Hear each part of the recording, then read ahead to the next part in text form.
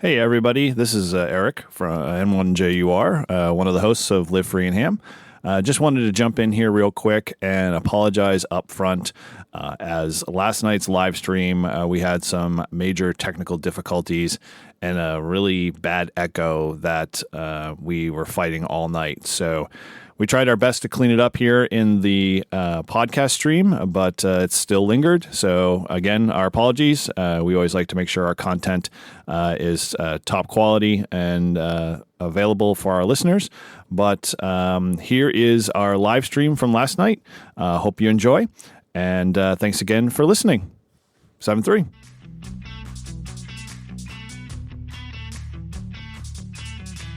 We are live, guys, and hopefully those that are, tuned into the stream, welcome. You are on a live episode of Live Free and Ham. This is our happy hour, our first one we're running, so we're glad to have you in attendance. And thank you guys for those that are watching there. And feel free along the way to join in on the chat there. We're going to keep this really casual today, and we got a couple of great guests here tonight. And so to kind of start things off, obviously my co-host, one of my co-hosts, Ryan, obviously is not here. He's off flying the friendly skies again, so we will miss him, but hopefully he's tuned in there. And so, we'll definitely like to hopefully see him in the chat. But I am also flanked here by my other co-host, Todd W1STJ. Go ahead and say hi, Todd. Hi, guys. Cool. And then followed after Todd is of our episode 6 fame, Tim KC1QDK. He has been with us on our episode 6, as I mentioned. Talked about technicians and whatnot. So say hello, Tim. Hello, everybody. Cool. And we got 2 great other guests. We've got Paul, KF4TPY. Hi.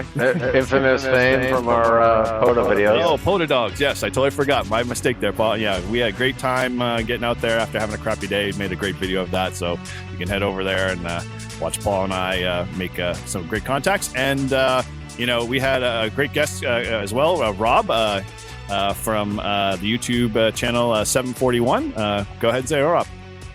Hey guys, well, thanks for inviting me along here on this little chat that you've got. Hang on a second. We're just having technical difficulties. Sorry about that. No Of problem. course, the phone rings right at that time. I'm organizing an event in town tomorrow, so I think people are calling me. But anyway, thanks for having me here. Sorry I'm a little bit discombobulated here. Hang on a second. I'll get back to you in a minute. No problem. Sounds good, Rob. All right. Well, hey, we'll let Rob dive off to that. But, so those that are on the chat, we see Casey there. Thank you for joining, Casey, as well. Good to see you. And we are working on that echo. We apologize. StreamYard is just going to be a fussy mess tonight. So we apologize for the echo there. But we'll definitely, try to do our best to combat that and still, keep this thing rolling on the tracks there. And we got a couple other people there. We got Jason. Good to see you there, Jason. Whiskey 5 India Papa Alpha. And there's a few others here as we start to keep chiming in here. So feel free to, say hello in the chat. We'll make sure we circle back around later and, make sure we get you guys there on the list. But tonight is our kind of a happy hour session. So we're going really casual tonight. We really just want to, make this process, fun. And, it's our first attempt at, doing a live stream with a bunch of different guys. And as you can tell, technical difficulties are, not evading us tonight. So again, it is what it is, but hopefully everyone enjoys it and, can be part of it. Kind of in our usual style, we like to, kind of kick things off with all of our typical shows. What's been going on in your ham shack is usually our, tagline of choice. If you got something going on, definitely, we'll kind of go through the start of the list here and I'll start with Todd. But, as in our usual fashion, like I said, what's been going on in your ham shack, Todd? Well, Friday I was able to activate a park, which was, or actually 2 parks out in Vermont. I had an hour to go, or a few hours to go between my 2 meetings. So I went to Thetford State Park / State Forest, Kilo 5545, and Kilo 3147. So made about 23 contacts, all on 10 meters. So it was good activation, and as soon as I was done, it started to rain. So the weather held out on me. I couldn't believe it. As soon as I got everything in, I get in the Jeep, and it just started pouring. I was like, sweet. So yeah, so it was good activation. I hadn't done one in a while, so it was I was glad to get it back out there and doing it again. It was the first time I used my POTA bag. So it was really nice having everything in one bag and just be able to open it up and get everything set up. Awesome here. So we're going to play the mute game. So, just so our participants here can control this a little bit, so we don't have the treacherous echo that keeps haunting us, mute as you can, and we'll just, deal with it as we go. So, over to, so awesome on the POTA stuff. I mean, you got Vermont in the books there. And how many contacts again you said you had? I had like 23. I did, Vermont, I think in July. It was my first time activating Vermont, but this one was a twofer. It was right on the Connecticut River, so right on the border. So it worked out perfect. It was right where I was driving by, and I stopped by and set it up. Very cool, very cool. All right, well, hey, so passing the baton on there, go ahead and take it, Paul. So what's been going on in your ham shack this evening or this week? So I got a chance to go visit Russell Abbott State Forest again. I went out with the express intention of tuning my new Xtenna. It didn't go as planned, so a couple hours in, I said, you know what, I'm going to throw the MPass 2.0 up and just have some fun, make some contacts. I think I was on air for about 2 hours and made 52 contacts. I went into the middle of Europe and all the way out to California. So I was really happy with that. Then, I had some issues at the home shack. My primary antenna, the Cobra Ultralight Senior, went deaf. I did sort it out. What had happened was the feed line where it connected to the balun had shorted, and so it was totally fried on the inside. So I swapped the feed line out, and now my dipole's back up in action, and I'm good to go. Is it sounding a heck of a lot better now that you sorted out the water? I mean, it got water in it the first time, right? Oh, the entire balun box was filled with water. Yeah, I didn't read the directions. They say there are no weep holes, so make sure that you drill weep holes before you install it. Who needs the directions? What? They just toss them out to the side. Why not? Exactly. What's a manual for? Who looks at manuals? Cool. Well, glad you got that sorted out and you're back on. And so you got some. So contact wise, you got 52 that time, and you were a 2-hour time span. Yeah, about 2 hours. That's impressive. So, doing pretty good. I if you haven't caught the video on my channel at all with Paul and I, head over there. It's the POTA Dogs one. It's just the latest one released, but we had a blast. We were both having crappy days, and we decided just to get out there and, play POTA, and we were all the better for it, for sure. It's my new favorite state park. I know, totally. So cool. All right. Well, hey, good on that one. So let's pass the baton anyway. Pass it over to you, Tim. Go ahead. So what's been going on in your ham shack today? Okay, there. Hi, guys, and hello, everybody.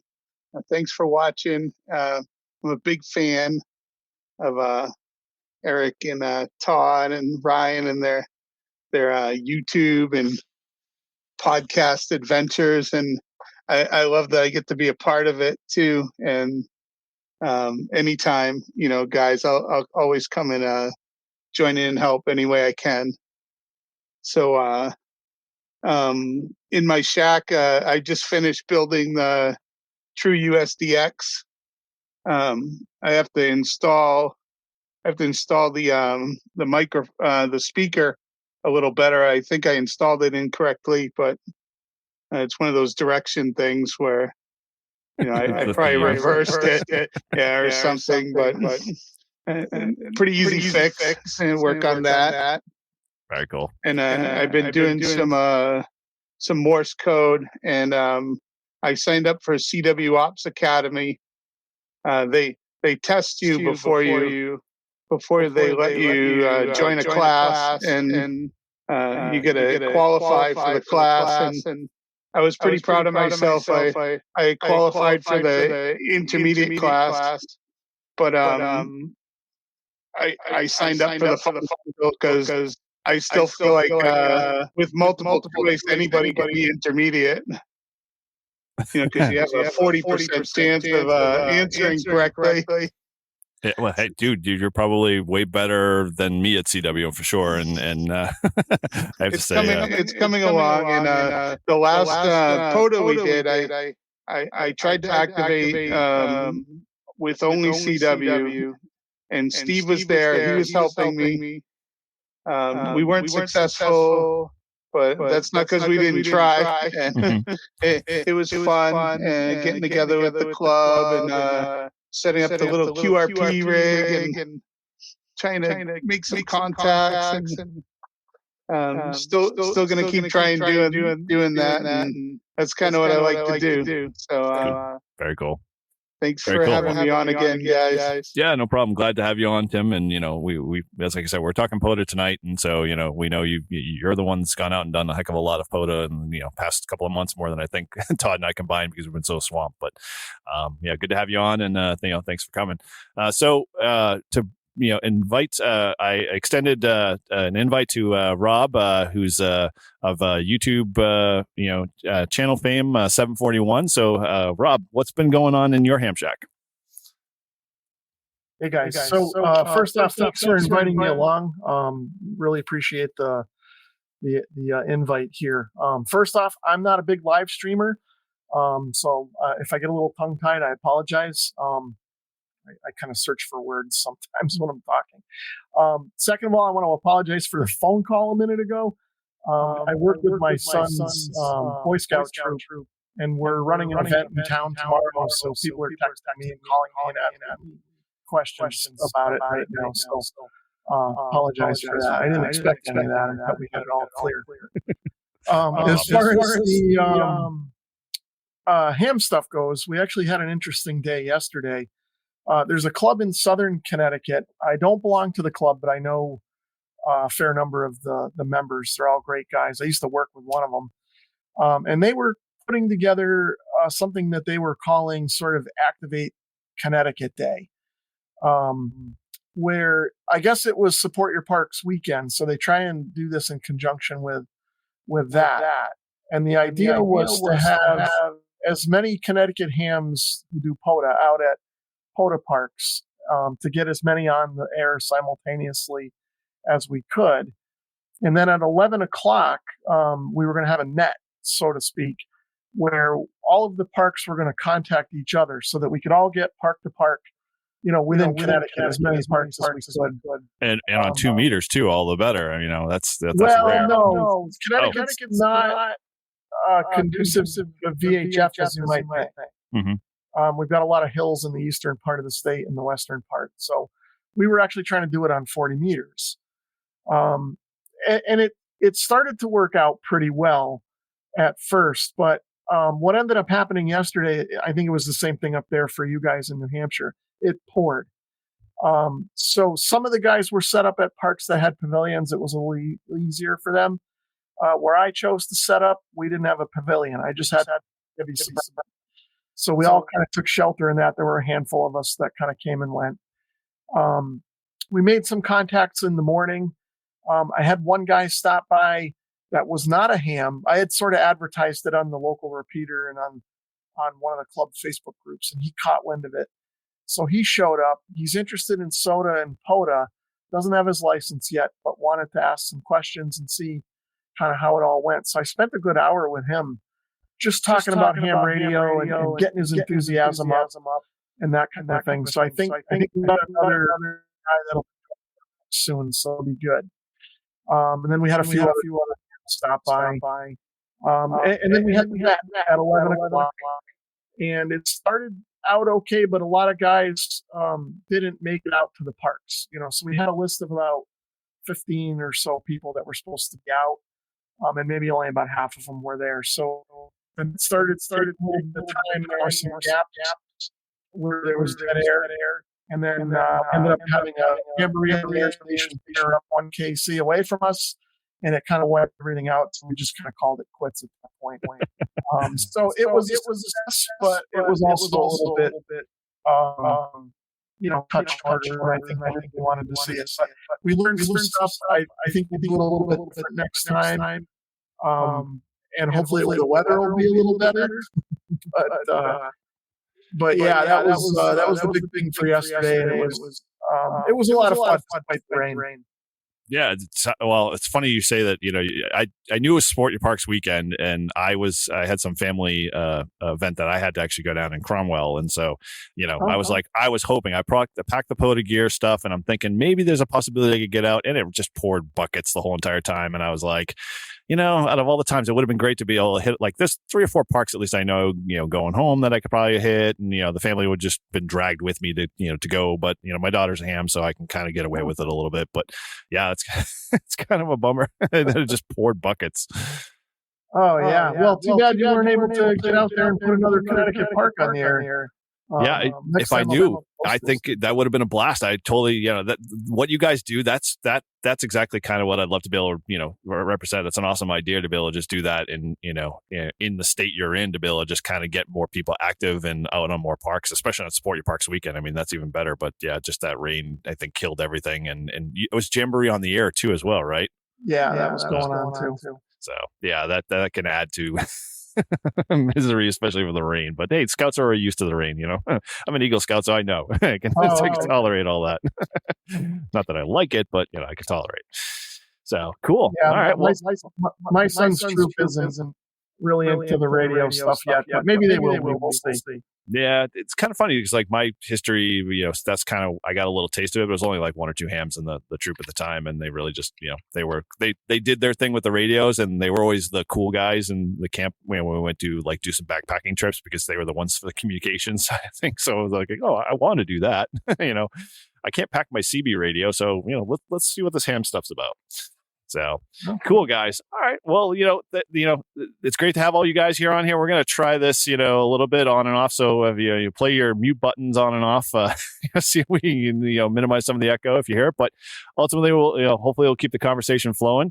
So tonight we're just talking about POTA. I mean, we all do it at different levels and all have stuff going on. So I kind of just wanted to frame the conversation, what POTA activity you kind of like love to do? Like, what's the biggest thing when you do get a chance to get out there and do POTA? Are you more of an activator? Are you more of a hunter? Do you have like you a big QRO guy, QRP guy, 100 watts or die? Kind of talk a little bit about that. What's your setup, a little bit of it, and we'll kind of bounce ideas around, because I think some of us have similar kind of configurations, but it's always good to hear, other people's take on that, because I know, a few on the stream here definitely done the QRP thing, and the legit QRP thing, and, and have done really well with it. So anyway, who wants to kind of take it first and, talk a little about the stuff? Todd, you're a seasoned POTA guy. Go ahead. Yeah, I like to do, hold on a second. All right. I like to activate. That's probably my favorite thing to do. I'm also a hunter. I've got 2 states away. I need Alaska and Hawaii. I've hit both of them while I was at parks. They just weren't parks that I was talking to. So looking for some parks out there. There was one last night when I was working, and I was all excited. I get on my Flex and I'm remote, and I can't hear anything. I'm like, yep, not going to hear that one. But yeah, that's what I like to do the most, is just get out and do it. And I don't do it often enough. I was on a rampage where I was doing them all the time, and then I just got too busy. I'm coaching baseball and just stuff with home and kids and work. So I've kind of slowed down. That's why Friday was a nice change, because it was good to get out, get the gear out again, and remember how to do it. And I think my favorite part is when I get a pile up. I love working the pile-ups. It's a lot of fun, and I get into this zone, and then when the pile-up finally ends, and I look at how many contacts I made, I was like, wow, I can't believe I made that many. So that's kind of my thing, and I like going out and checking out new places. There's a lot of cool places out there I'd probably never go to if it wasn't for parks on the air. I probably wouldn't be driving around and taking a 10-minute detour to check out a new park. Just because, why would I go there? But now I have a reason, and I like to check it out. And I've been traveling a little bit for work, so I've been down to Mississippi, Florida. Looks like I might be going down to Virginia soon, and Arkansas. So I like to get the new state. So I'm gonna set a bucket list that I'll work every state before I die. So I'm gonna have to take some road trips, I think. Dude, Virginia is definitely the place to, it's just for lovers and ham radio operators. That's what I hear. Cool. So who, in general, who wants to pick it up next? I'll talk about what I like to do when I activate park. So far, I've been activating all digitally. I haven't talked to anybody really. That thing hanging from the radio. I just unplugged that. I don't even bring that with me. So I've done a lot of that, and I've been trying to do Morse code, and I've been struggling with it, but eventually I'm going to be able to activate a park with CW, and that's my goal. And getting closer all the time. So. Nice. So have you done? You've done any CW yet? Have you actually done a park and activated a park under CW at all, or no? No, not yet. Okay, and so I've made a CW contact as a hunter. Yeah, but I have not activated a park with CW yet. Okay, and you run in full power, or you run in just the regular QRP stuff that you're starting to build and construct, or no? I've so far I've only operated QRP with CW and 5 watt. Okay. And, the little true USDX like oh yeah, the kit. Yeah, I got it over here behind. I'm not gonna plug it and show it to you. You know what it looks like. Mm-hmm. Yeah. But cool. I've been using that, and I just got a new antenna for it. It's a whip antenna with a built-in tuner. How was that working out? You tried that up at Nearfest, didn't you? Yeah, but it was a giant Faraday cage. The building was metal. I didn't make any contacts at Nearfest this year. Last year, I made 2 CW contacts, and both of them were at Nearfest. So I got one guy in the parking lot, guy from the club, Barry. He came up, he goes, "What are you doing?" He goes, "I have that in my car." And I said, "You get CW in your car?" And he said, "Yeah, I do it while I'm driving." I'm like, "Well, I hope you pull over." And he's, "No, oh yeah, I pull over, and I'll get out in the parking lot and we'll try to do it." And it was the shortest 20-meter contact in ever. And he sent me a cute QRL card and all that, and I hung it up on the wall. I like that one. But that's what I've been doing, digital and CW, and I'm moving towards doing all CW. We'll see if I can pull it off in the future.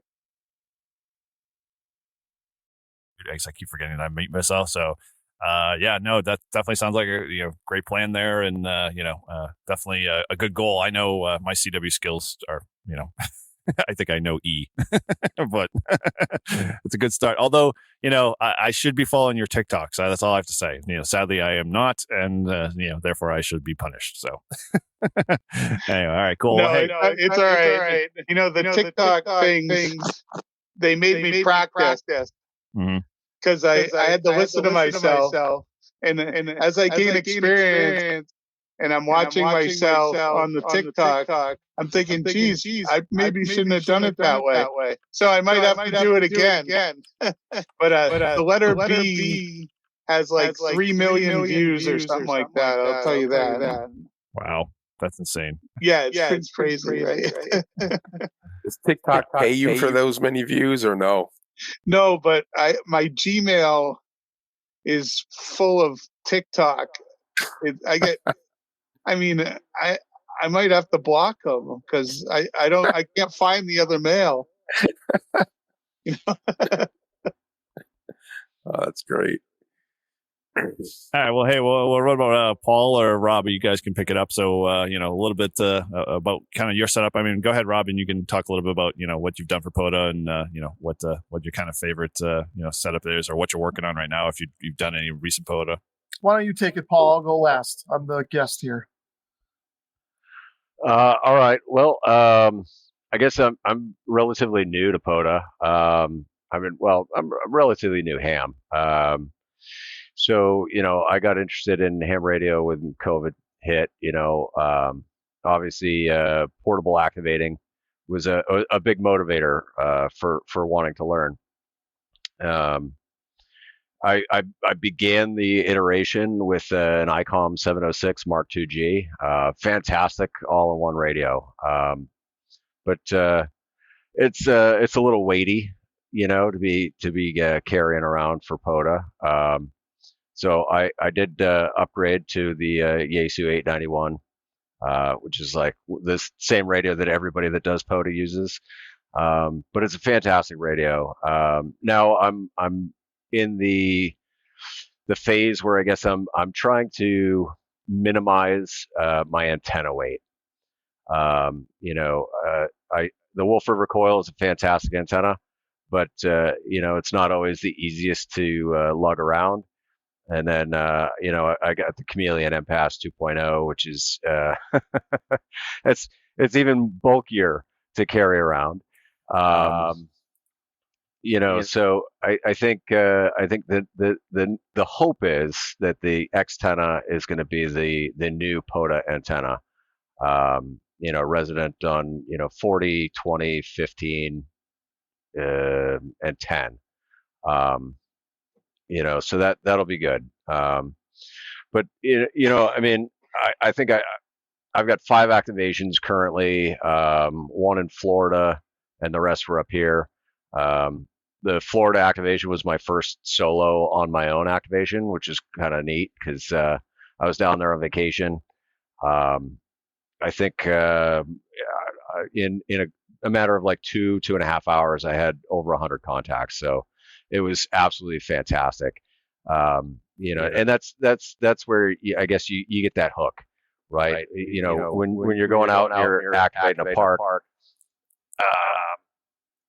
if you have a super successful activation, you just want to do it more, and it doesn't, you don't have to have the fanciest radio. You don't have to have the fanciest gear. I've seen everything from really inexpensive setups to really expensive setups. And, I think if you've got any interest at all, just explore that interest, go out with somebody and you'll figure it out whether you like it or not. Yeah, it's totally it's like you said, it's an addictive drug for sure, but it's one that, you don't have to go through a recovery system for, thank God. You just got to watch the bank balance. Well, yeah, true. There we go. And the wife factor, but, unless she's a ham yourself and you get lucky. All right. Well, hey, cool. So what's going on with you, Rob? So, what's the POTA look like? I started doing it a few years ago and then I kind of got sick of it for a while. So I probably didn't do much for maybe 6 months or a year. I don't know. I wasn't keeping track. But over the last month or so, I started kind of getting back into it. And you guys are going to laugh. There's a state forest directly across the street, probably about 200 feet from it. And that's a POTA entity.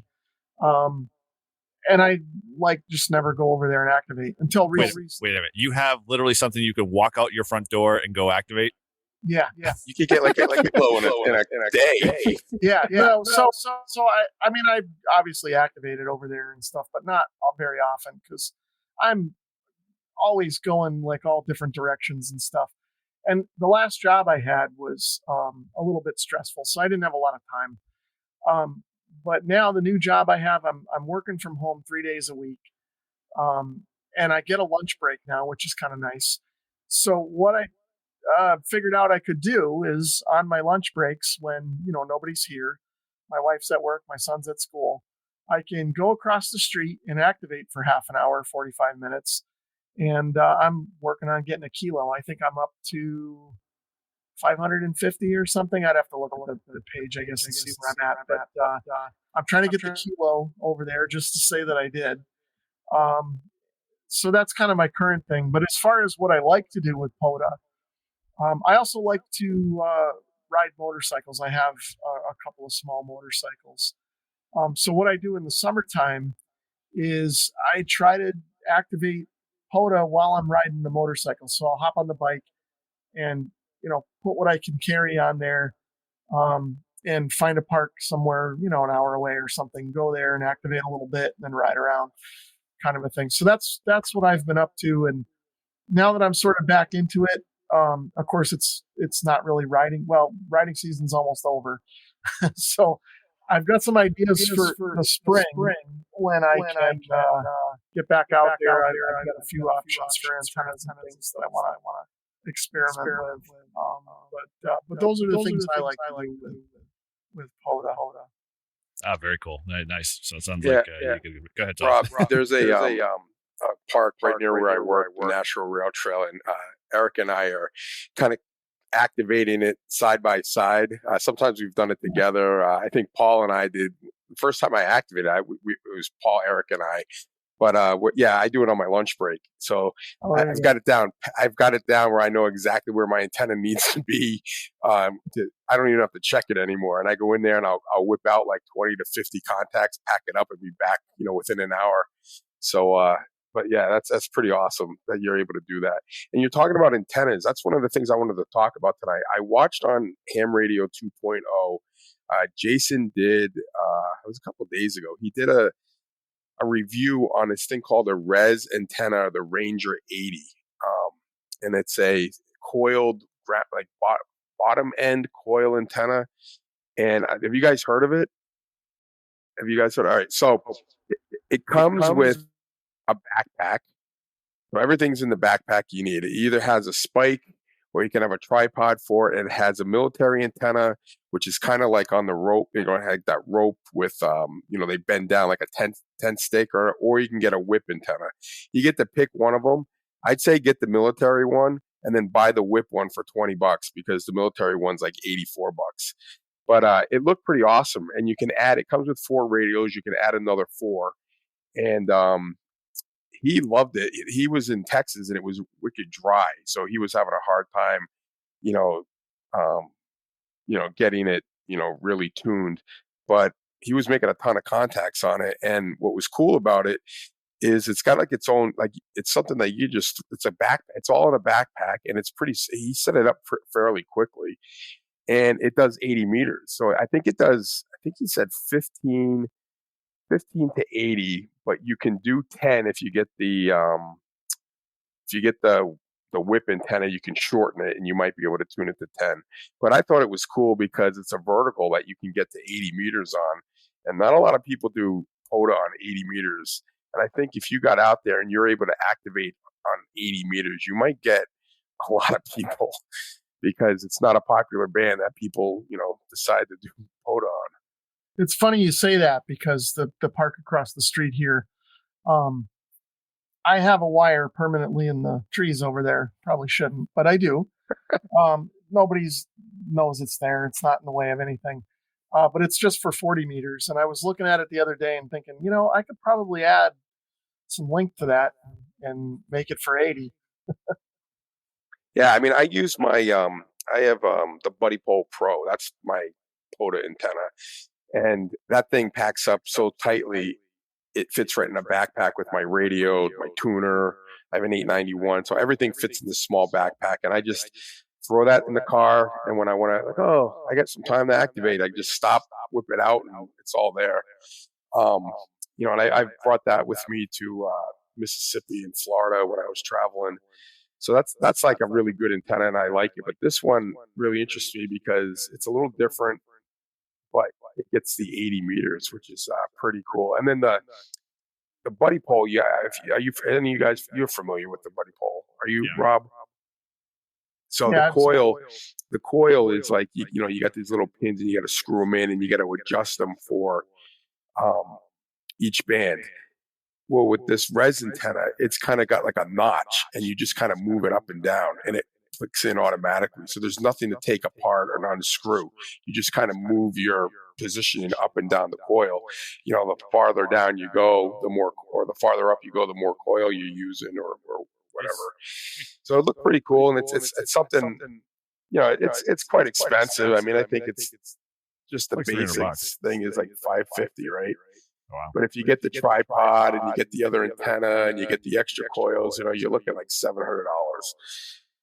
But it does look like a cool antenna, and it does. I think it would work awesome, like on the beach. Well, you guys can hear me, right? You got my audio? Yeah. Okay, so you're at $700 now. So, dude, another $600 more, you can get the Buddy X. The only one you don't get is 80. You already have one, so I can use yours. I know. But so, okay, so the question begs itself. I mean, obviously, this is a coil, and Rob just mentioned he's a wire guy, and he's got something there permanent there. So, this is a kind of a debate for me because I'm a big Wolfer recoil guy. I love my Wolfer recoil, and I know a few guys have it, and some of them have moved on from it and are doing other directions, and totally fine. I mean, I'm not going to hold anybody over the feet to the fire if you're not a Wolfer guy or whatever. But I love that antenna. I mean, it's been my go-to since day one, but it sounds a little bit like the one you just described a little bit in terms of configuration and and design, right? Is it the same kind of setup or no? Yeah, so it has the coil, but it's at the bottom, and then you have the antenna on the top, and then on the coil, it's got this mechanism that kind of you move it up and down. Now, there's no way to, like on the Buddy Pole Pro, there's little markers. It says like, oh, if you want to do 20 meters, go this far down. If you want to do 10 meters, count this many coils down. This one really doesn't have that. You're kind of moving it up and down and trying to figure it out. He did say like, once you use it a couple times, you'll know you'll know in the general area where 20 meters is, where 10 is, whatever ones you're activating on. Right. So yeah, I mean it's pretty cool antenna, and like I said, it comes with a backpack, so it's all packed into one thing, and he set it up pretty quickly. I mean, he said the biggest problem was it's so dry there in Texas, they hadn't had rain, that he thought that maybe the tuning was a little bit harder just because the radios weren't. There's no moisture in the ground. But you know how to solve that problem? How's that? Pour water on it, or pee on the base of your antenna. You got to relieve yourself anyway. Yeah. That may lead to the antenna. Yeah. You got an animal. Spring Watts. Just so you guys know, Watson is Paul's dog, and on field day he peed on my tent or my canopy. So that's during the live stream. That's the inside joke. He was the star of the live stream for field day. You guys know who Tim Tron is? They don't know who Tim Tron is? No. Ask him about Pissoline sometime. He's an AM guy from Maine. He's actually, I think he's one of the organizers of Nearfest. Very cool. We'll have to make sure that we have him on to talk about that. And Buddy Pole is such a good antenna. I have one too, Todd, and I like it. And during the last POTA meetup, Steve in our club, he brought a couple antennas to demo to us, and he showed us a super antenna and an Alex loop. And the super antenna was really easy to tune. It came with a ruler and had a slide coil. You'd put the ruler on it, and you use the slide coil, and you could tune the thing very quickly to wherever you wanted to go. And I believe that one did 80 meters also. And Tim, I think that's probably what this thing is, a slide coil, because you slide it up and down. But that's a good idea to use a ruler. Figure out, you just put a note to yourself like, at 3 inches is this band, and at 6 inches is this. Yeah, it's just a plastic ruler that has all the meters on there, and you put it on the coil, and you slide it up and down to the right spot. It was really easy to tune, and it had individual radials for each of the bands that he pulled out of a bag and just hooked the right radial up and throw it out, and it tuned up very quickly. And I really liked that super antenna. And the other one was the Alex loop. And there was an article in last month's QST magazine about it. And he brought it and he showed us orienting it vertically and orienting it horizontally. And he was able to get a bunch of bands tuned in on that. But I was really impressed with that super antenna, and that one's on my wish list. I really thought it was a good one for POTA, and it folds up just like the buddy pole into a little tiny bag. Oh, is that the Ranger that we were talking about, Eric? Yeah, it looks like it is. That's the Yeah, antenna. that's the one. Okay. Nice. Yeah. Now, with that bag alone, that's worth its $550. I don't know if that's optional or not. It looks very similar to a Wolf River coil. Yeah, I think it is. It's also, I guess, everything in it. He said it's all American except the bag. So everything, all the parts, everything is made in America, whatever, except the bag. The bag's probably like from Amazon's from some China company or something for like $20. But if you want, I mean, he on ham radio 2.0, it said POTA with the res antenna range of 80 for HF ham radio. Like I said, it was on last week. It was pretty interesting, and I'd never heard of it. And this company, I guess that's basically all they do is have that one antenna, but it looked pretty cool. Yeah, so it's one of those. What was that? So it begs the question. So, and obviously Tim mentioned you got a vertical there, and Paul's been experimenting the verticals. Rob's got a little wire. What do we find that when you're out in POTA? And actually, I think Miguel had a good question there in the chat. What's people's POTA preference? Obviously when you're out there. I mean, Rob, you got the luxury where you don't have to go further than 20 yards to your POTA destination. But when you do end up leaving your driveway, what do you you primarily operate? Special, consistent. Are you habitual in your terms of your operation, or it's just when you get to your location? So, I'll leave it to you to kind of. No, I end up doing something different almost every time I go. So, of course, it depends on what vehicle I'm taking. If I take the motorcycle, then my options are limited. I have mounts on the motorcycle. I can put 2 ham sticks on the motorcycle and bring those along with me. They're vertical, they stick up. I look like a fool riding the thing, but I can carry those to the park. And I have some radials that I clip onto the mounts, and it works great. I sometimes have to use a tuner because the ham sticks go out of tune a little bit on me, but that works just fine. And what I've found with that is when I'm on the motorcycle, I end up at these obscure like wildlife management areas and stuff for some reason. So there's no picnic tables. So I actually have a foldable camping chair that I got on Amazon that, packs up. I can put that in the tail bag on the bike along with my, radio and stuff. And that works great. I have no problems with, using one of the ham sticks, the radials, and sit on the chair, put the radio on the seat of the motorcycle, and just kind of, chill out there. If I'm going to a regular park, then, I'll take my car. I've got an old Suburban that I drive around most of the time. So I'll just pop the hatch. And again, I got my foldable chair. I'll sit on the ground and use the base of the car as my surface, unless there's a picnic table or a pavilion or something like that, in which case, I'll prefer that. And if I can throw up my end-fed half wave, I'll do that. If not, I've got a ham stick mount on the car too, and I can use those. So that I've had lots of success with just the end-fed half wave or the ham sticks. When I first started doing POTA, I had a linked dipole, and that was capable of 80 meters as well. I could stretch that out if I was at a big enough place, and that worked good, but it was a pain in the butt to set it up. So I've just gone down to the end-fed half wave or the ham sticks for right now. I was experimenting with a Delta loop that I was going to try and bring out, but that got real cumbersome to kind of pack up, and I left it across the street. I was going to experiment with it, and somebody took it. So I like the idea though on a park, guys, throwing up a wire and just leaving it there, and then especially when you do all the time, like Eric, we should probably think about that for the rail trail. Yeah, the only problem with the rail trail, I'm sure like Rob knows that he can see the traffic and stuff like that. Yeah, We'd have to like go down there and make sure our antenna is still intact or hasn't been taken down by Parks and Rec or something. Yeah. Well, this spot across the street, nobody goes there, so it's it's just in the trees. It's out of the way. It's not bothering anybody. And when I'm done with my kilo, I'm going to take it out of there.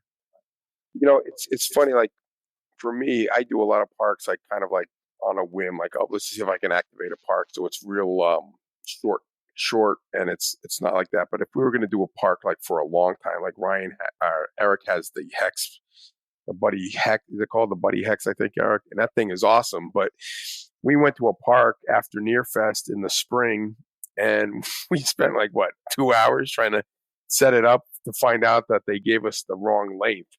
So we never got it to work. So we whipped out the buddy pole. We were like, we're going to activate this park because we've been here for 2 hours, and we ended up using that. But I think like if we were going to do like an all day activation at one park, I mean, I think like his Hex beam would be the one to go with, just because it's you're not as compromised. But I've always used a vertical. I think I've used a wire maybe once or twice, but the buddy pole Pro is my go-to antenna for POTA.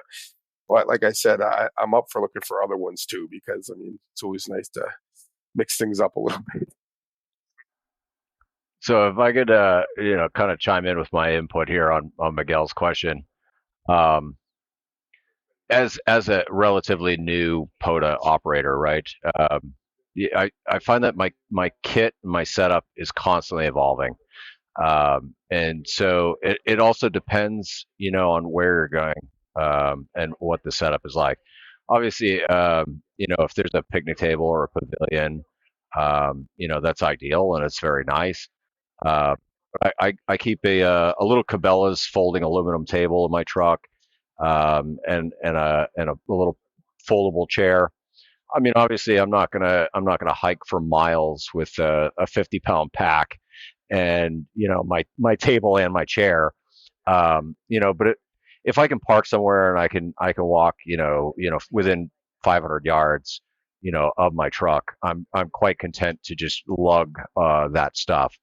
But the hope is that down the road, I can have like a smaller bag, where I can just take a couple of my organizational bags, and I can throw them in a smaller bag, and I could have my radio, a battery, and the antenna, where like I could hike up a mountain with it, and activate anywhere along that line.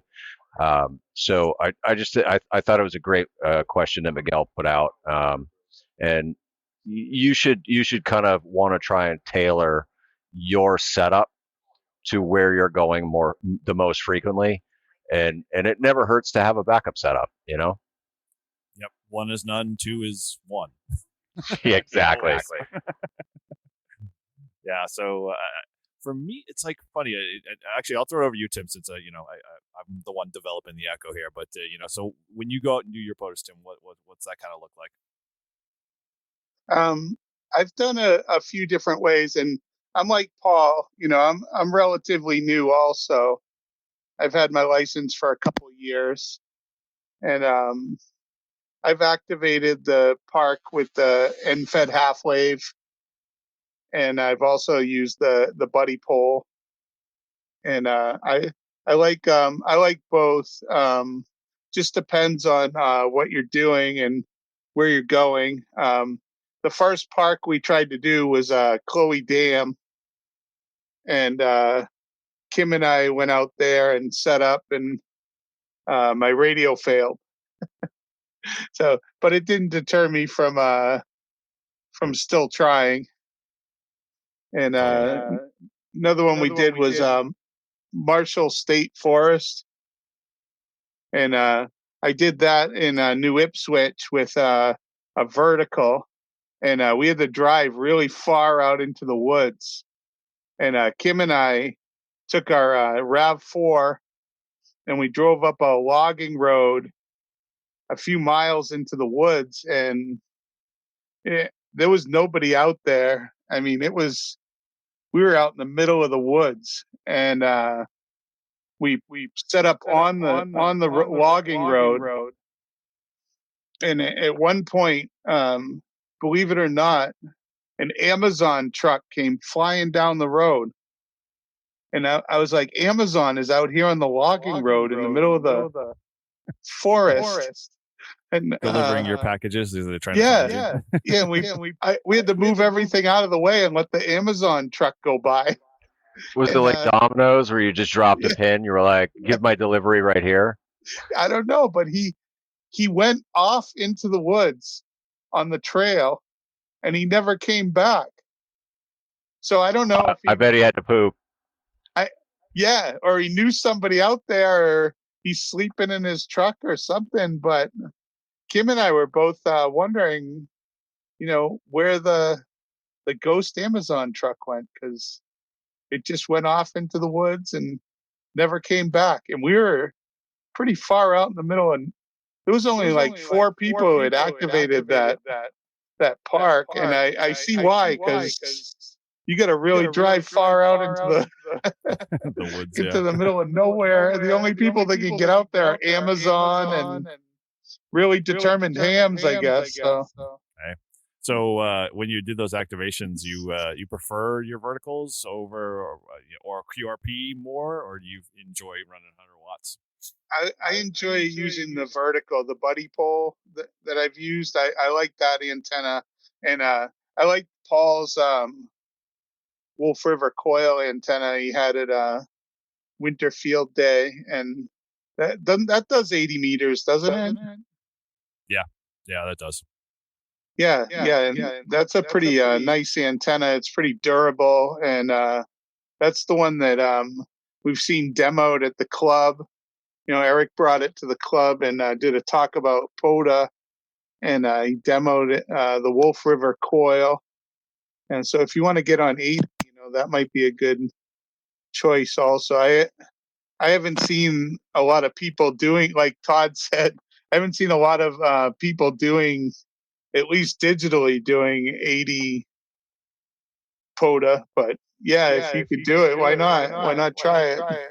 And be part of the fun. I'm thinking though, I was using the Flex last night, trying to stay awake, and I threw my I decided to check out 80 and see what was going on, and man, there were a lot of people, angry people at 3 a.m. talking on 80 meters. So, it may not be a good idea if you start activating parks on 80 meters. You might get the hate.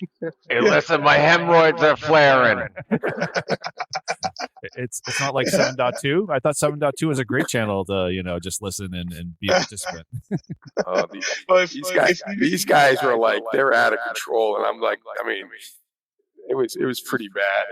I'm just like, wow, 80 meters is like a whole different band. But I don't know what would happen if I've never seen anyone activate on 80 meters. So, I don't know how many people do it. Have you seen anyone? Has any of you guys seen anyone do it? I've activated on 80 once or twice. And yeah, it was fine. I didn't get a lot of contacts, but I activated on there and it was okay. In fact, I think one of the times was even on a Sunday morning. So it seemed okay. As long as you stay away from the AM window, you'll probably be okay on 80, I would think. But I don't know. Maybe not. So I did a POTA test from the hotel in Florida on 80, and it was really successful. So 80 works. It's just you got to stay away from the old timers talking about the hemorrhoids. Right. Well, if you do it digitally. Nobody's going to tell you about the hemorrhoids. Yeah. You'll just exchange some basic digital information and be done with them. You won't have to hear about their doctor visit or anything like that. And that's like what I like to do is, especially now that I've gotten used to POTA and how it works, I like to start off on a non-20 band, right? Like anything but 20 or 40. Like, let me try something like 10. If 10's activated, 15, 12, whatever. And if you're not getting anything and you need to, you run out of time and you need to activate the park, switch it over to 20 and you'll be sure to get it for the most part. But like I said, when I did Vermont on Friday, I did it all on 10. And I was going to switch to 20 because I saw a ton of people on 20. The band looked strong and I ran out of time. I'm like, I got to get out of here. So, I like doing the bands, and I've gotten a lot of people like thanking me, like, "Hey, thanks for activating 10," because it's not too many people do it, but lately 10's been happening, so there's been a lot of people. There's been more and more parks being activated on 10. Plus, you get, I got everyone everywhere from California out to Poland, basically the whole United States. So on my they're all over the place. So it was a pretty good activation, and like I said, you get a lot of foreign. I did activate my farthest park I hunted was New Zealand. So I got a New Zealand park, but that was again at like 2, 3 in the morning. Hey, that's awesome. Yeah. That's pretty good. And 10 meters will also give the technicians a chance to make a POTA contact. So I think that's a good place to go and try to activate. Yeah. So for me, I guess it's one of those things that I tend to try to prepare as much as I can. But I do a lot of driving, so like my park activations are like within like 45 minutes, get out, and I'm done. So I try to take advantage of like the quick drive-in type stuff and activate. But for me, it's always if I forget my Wilfer recoil, because I've been doing that lately, I don't know why. Maybe it's because it's underneath my desk and it's in a bag that I just don't grab when I grab all my stuff.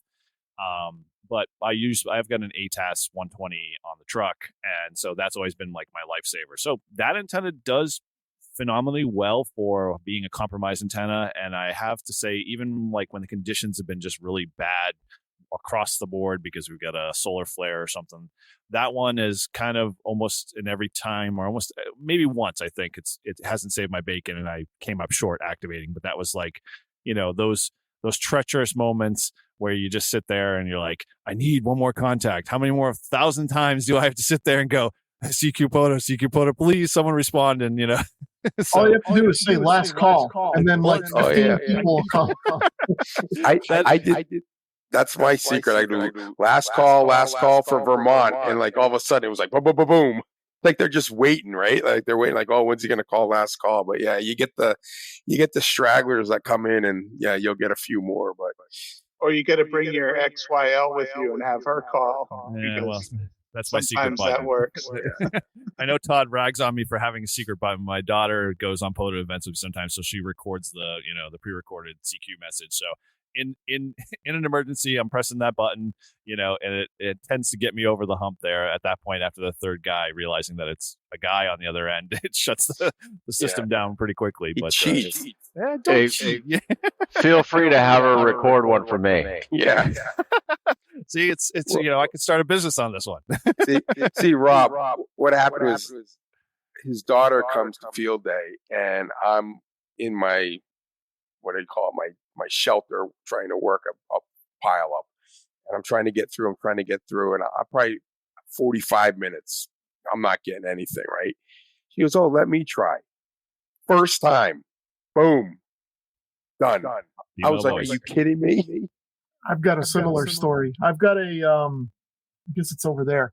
I have an Elecraft K3 that I won at Nearfest. It was the door prize in 2013. But it's, the bare bones, it's the 10 watt model. So it's a K3, but it's only 10 watt. Doesn't have the 100 watt. I brought it to my club for field day one year, and I don't remember what antenna I had, something, and a G5 RV. I had that set up. And I'm using this 10 watt radio, and nobody's coming back to me. And this lady came over. She was sort of new to the club at the time. And I said, do you want to operate? I says, I'm not making any contacts here, but feel free.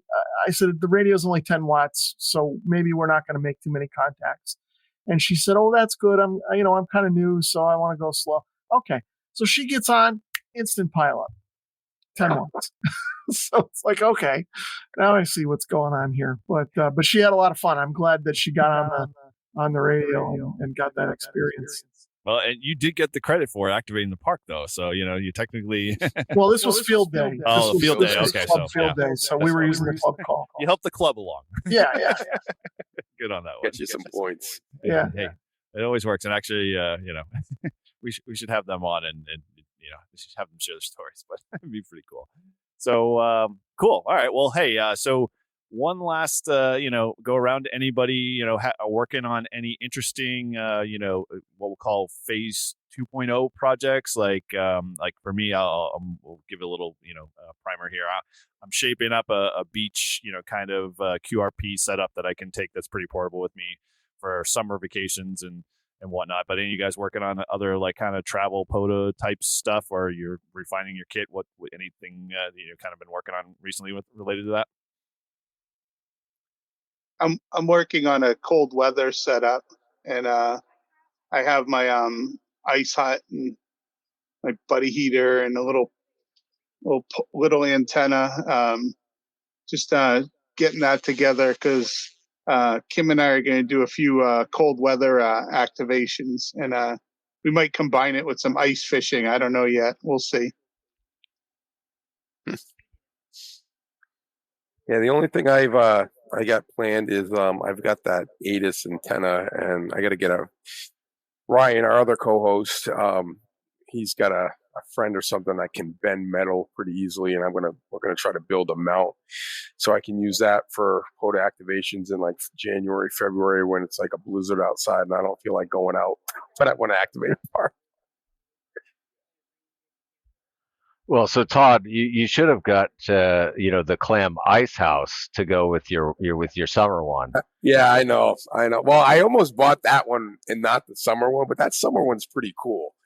And that's a pretty, except, so I got this, so everyone knows, I got this shelter, it's like a screened in shelter. It's pretty big. It's kind of like an octagon, and it came inverted, meaning they put the cloth on, or the material on, inside out. So I was like, you got to be kidding. Of course, I didn't check it out. I get it on Amazon. I leave it in the box. I bring it to field day. Like, what could go wrong? And thank God Paul was there, the Marine, and he figured it out. We actually inverted and flipped the whole thing around and finally got it, up and running. But they also make the igloo, cold weather, what do you call them? Like the fishing huts, right? Yeah, it's portable bob house. Yeah, portable bob house. So, but yeah, so that's my that's my station setup that it's big enough that you can have a bunch of people in there, and it's got some Velcro side panels, so if it's raining, I could protect the equipment from the rain getting in, and if it's not raining, you can take them off, and you got the airflow. So, but yeah, I couldn't believe it. And it looked, when I got the box, it looked like it had been opened or whatever. So I thought maybe it was just a return, but I'm sure someone bought it, was like, this thing's inside out, and returned it. And I was going to do the same thing, but I was like, he's like, I can fix it, and we messed around with it, and got it up and running. So. Yeah, as far as the kit goes, I think it's good to keep an open mind that your kit should always be evolving. Obviously, coming into winter, I'm looking forward to ice.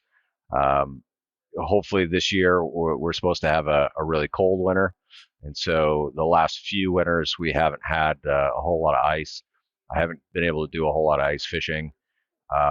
So hopefully, I'll be able to put the Wolf River coil out outside the ice fishing hut and have my traps set up. And next week, so my birthday's tomorrow.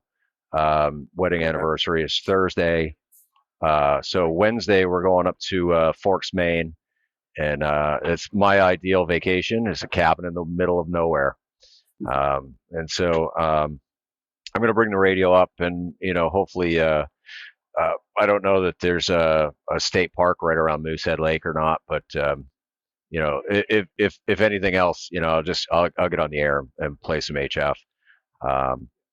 But yeah, like always be evolving your kit, and always be looking at ways to improve, and just have fun. That's the goal. Have fun. Talk to people on the air, and just get out there. I agree. I think it's, everything from a shack to your Go kits to your POTA kit, everything's changing, every day. you'll find something, you'll see something that someone has that's better than how you were doing it. Like, oh, I'm going to change to that. Or so like it's a never ending project, which I think that makes it fun. I mean, it makes it kind of interesting. It doesn't, when I first became a ham, I figured I'm going to buy one HT and be done with it. Oh, then I'm going to buy a mobile rig, and then I'm going to buy an HF rig, and I'm going to be done. I'm never going to have to buy it. I'm going to buy one antenna. And, they laugh at me because now I'm buying antennas. It's just getting crazy. So, but I think that's part of the hobby, right? It's like new stuff comes out, new technology, bigger and better, smaller, whatever. Well, if you went up to the cabin in Maine and never saw anybody, then you'd only have one radio and one battery because there's nobody else to encourage you to go buy more equipment.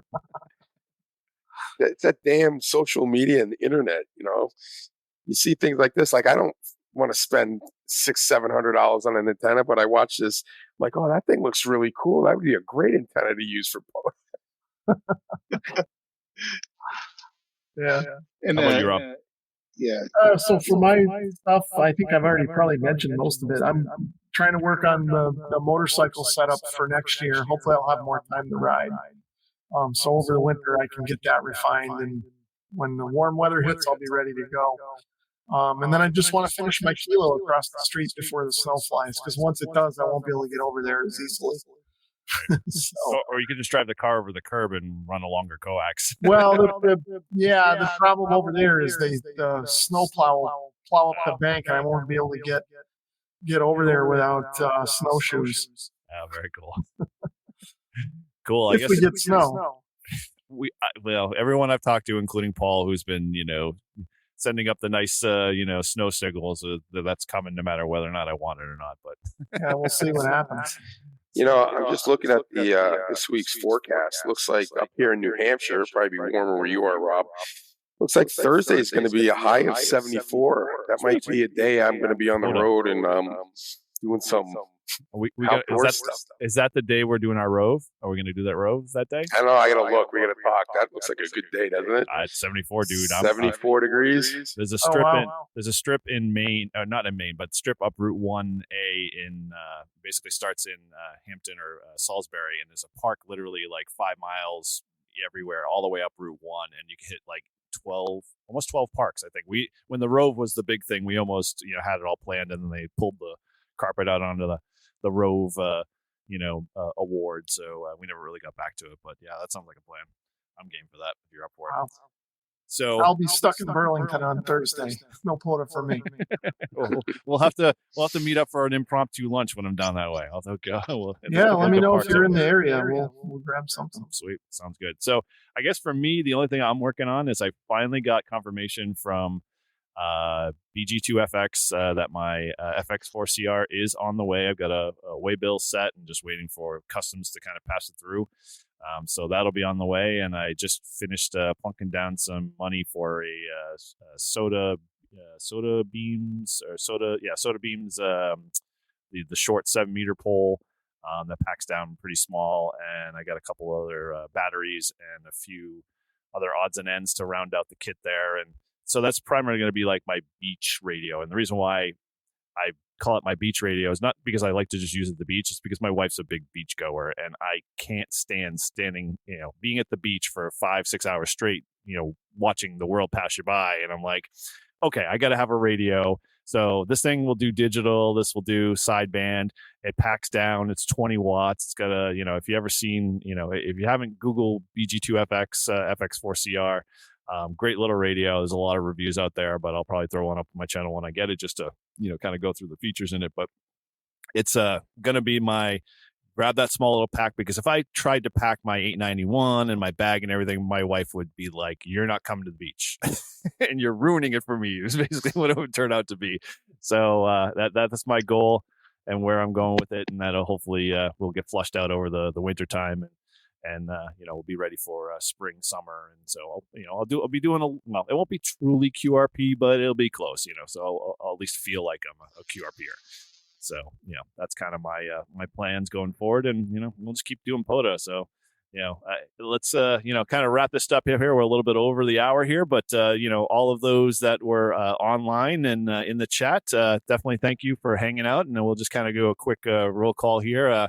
we recognize Casey. If you're still hanging out there, haven't fallen asleep, man, glad to have you on there. And we've got again WP5 Jason. W5 IPA Jason. And I think I saw Miguel in there as well. Good to have Miguel on there. And he was the one with a great question. So thanks again for posting that question there, Miguel. And so outside of that, we just want to go through here. If you want to let us know where people can find you and how they can get in contact with you, we'll start with, go ahead with Tim and, how can people get a hold of you? Okay, thanks for having me here tonight, and you can check out my website, kc1qdk.com, and always a pleasure to talk with all you guys, and remember, failure is part of success, so don't be afraid to go out there and try it, because even if you fail, the next time you're going to succeed, so keep trying. 73, everybody. Very cool. And so the early birthday boy there and anniversary too, way to blend those together. I think us men, we just screw things up and do that all the time because my wife and I are the same way. So her birthday's the 30th, our anniversary's the 1st. So nothing gets done well. So over to you, Paul. How can they find you? You can find me on QRZ. Obviously KF4TPY.com. Or I'm sorry, KF4TPY on QRZ.com. Ham Shack Hotline, 610-000-0244. And, I'm on social media, Facebook, and I got kicked off Instagram. But I'm on Facebook, so you can find me. Very cool. Yeah, you want to follow some very good Scottish stuff. Paul's the guy to go to for sure. Always get a good education on that side. So, Rob, how can people find out more about you? QRZ is good. You can go to YouTube if you want to laugh and look for 741 all spelled out in words. Good luck with that, though. Great channel. Other than that, I can't imagine anybody really would want to. I don't know, dude. Don't discourage yourself. It's a good channel. I go over there for the usual ham stuff, but at the same time, when you get into your motorcycle video was the one that kind of inspired me a little bit. I was like, oh man, maybe something to kind of dive into in the bike kind of aspect, more the pedal style. But yeah, very cool on there. So cool. Well, again, thank you guys for being on there. Todd, obviously, how can they find you? You can find us me on W1STJ.com for Z, and also on Live Free and Ham. What is it? .com. So, hey, I want to just also apologize to those of you that were on here dealing with this echo. We were dealing with it too. It seems like it just keeps happening. It's part of live stream. I'm assuming, right? We can work it through. Yes. Yes. Or computers in general. We'll just dump technology and go back to pen and paper. Yeah. Cool. All right. Well, hey, thank you again for everybody tuning in tonight.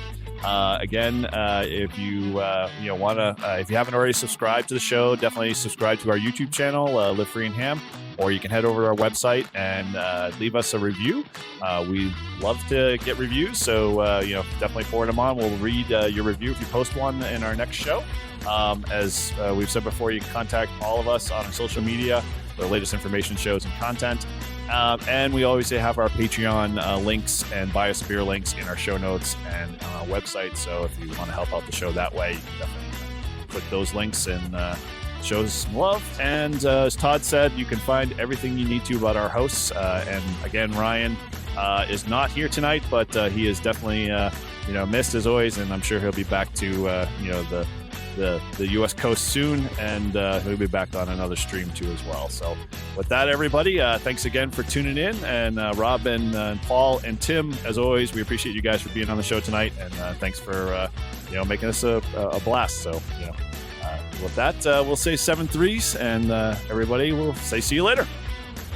Thanks, guys. 7-3.